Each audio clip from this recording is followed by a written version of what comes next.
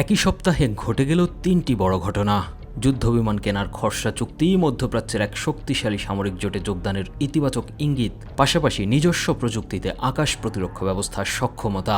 বাংলাদেশের প্রতিরক্ষা নীতির এমন বহুমুখী ও স্বাধীন যাত্রায় স্পষ্টতই অস্বস্তিতে পড়েছে প্রতিবেশী দেশ ভারত। দিল্লির সরকারি অবস্থান এখন পর্যন্ত সংযত হলেও দেশটির ডান ও মধ্য ঘরানার সংবাদ মাধ্যমগুলোতে চলছে ব্যাপক বিশ্লেষণ এবং শোরগোল। প্রধানমন্ত্রী তারেক রহমানের সেই 3 মাস্টার স্ট্রোক ঢাকার স্বাধীন পররাষ্ট্রনীতির ইঙ্গিত দিচ্ছে, একই সাথে দিল্লির ভূ রাজনৈতিক হিসেব নিকেশ পাল্টে দিচ্ছে। নগদ নিয়ে এলো হার না মানা হার অফার।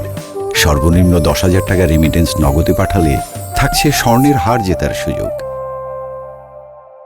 বাংলাদেশের আকাশ প্রতিরক্ষায় নতুন মাত্রা যোগ করতে যাচ্ছে চীনের তৈরি 4.5 জেনারেশনের J-10CE মাল্টিরোল যুদ্ধবিমান। মঙ্গলবার সচিবালয়ে এক সংবাদ সম্মেলনে প্রধানমন্ত্রীর তথ্য ও সম্প্রচার উপদেষ্টা জাহিদুর রহমান জানান, এই অত্যাধুনিক যুদ্ধবিমান কেনার একটি খসড়া চুক্তিপত্র ইতোমধ্যে প্রস্তুত হয়েছে।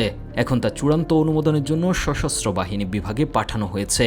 সূত্রের তথ্যমতে 20 থেকে 24টি যুদ্ধবিমান কেনার কথা ভাবা হচ্ছে। রাফাল বা ইউরোফাইটার টাইফুনের মতো ইউরোপীয় বিমানগুলোর তুলনায় চীনের এই যুদ্ধবিমানের দাম উল্লেখযোগ্যভাবে কম, কিন্তু কার্যকারিতা কম নয়। আর চুক্তি সম্পন্ন হলে পাকিস্তানের পর বাংলাদেশই হবে এই যুদ্ধবিমানের দ্বিতীয় বিদেশি ব্যবহারকারী দেশ।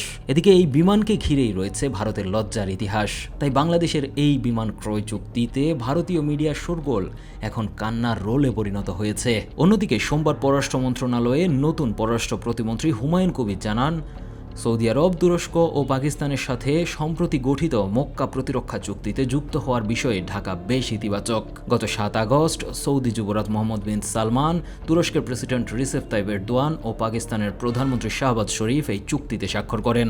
তবে প্রতিমন্ত্রী স্পষ্ট করেন, স্বাধীন, জাতীয় স্বার্থ ও বাংলাদেশ ফার্স্ট নীতির আলোকেই এই বিষয়ে চূড়ান্ত সিদ্ধান্ত নেওয়া হবে।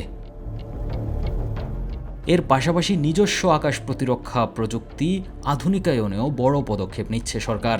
রোববার প্রধানমন্ত্রী তারেক রহমান ঢাকা সেনানিবাসে এয়ার ডিফেন্স ইন্টিগ্রেশন সিস্টেমের উদ্বোধনী ফলক উন্মোচন করেন। সেখানে বিমান বাহিনীর নিজস্ব প্রযুক্তিতে তৈরি কামিকাজি ড্রোন, ইন্টারসেপ্টর ও VTOL ড্রোন প্রদর্শন করা হয়।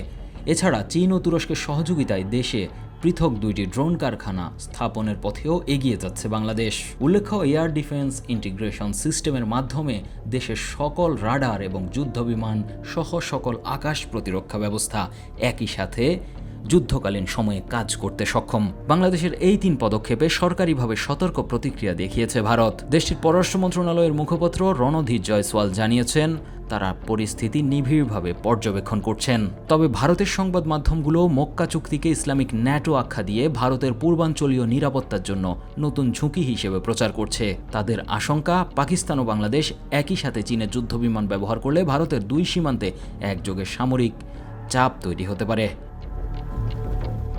বিশ্লেষকরা বলছেন, ঢাকা এখন কোনো একক শক্তির উপর নির্ভর করে না, বরং তারা বহুমুখী প্রতিরক্ষা কূটনীতি গ্রহণ করেছে। তবে ঢাকা বিশ্ববিদ্যালয়ের অধ্যাপক আসিফ শাহানের মতে, মক্কা চুক্তিতে যোগ দিলে ভারতসহ বেশ কিছু দেশ অসন্তুষ্ট হতে পারে, যা রপ্তানি নির্ভর কূটনীতির জন্য বড় ঝুঁকি হতে পারে। বাংলাদেশের প্রতিরক্ষা নীতিতে নির্ভরতা কমিয়ে স্বাধীন অংশীদারত্বের যে নতুন যাত্রা শুরু হয়েছে, তার চূড়ান্ত সুফল এখন নির্ভর করছে ঢাকার ভারসাম্যপূর্ণ কূটনীতি বজায় রাখার উপর। Z Asad, 21 television.